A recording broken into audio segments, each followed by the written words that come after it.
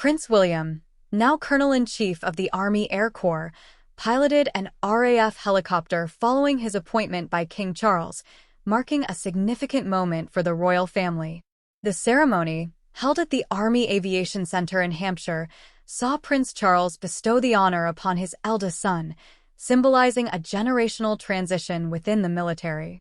Amidst laughter and camaraderie, Charles presented William with an Army Air Corps beret and belt, signaling his new role leading the 662 Squadron, once commanded by Prince Harry.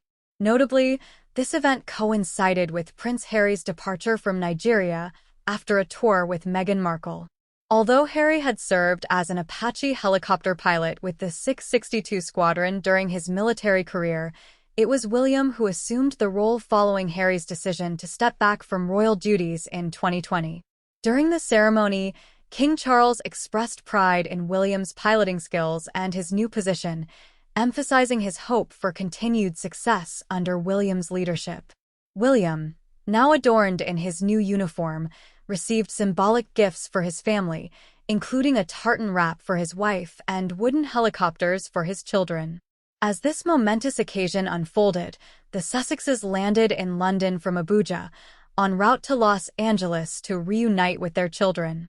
The convergence of these events underscored the evolving dynamics within the royal family, as William assumes greater responsibilities while Harry and Meghan pursue their independent path.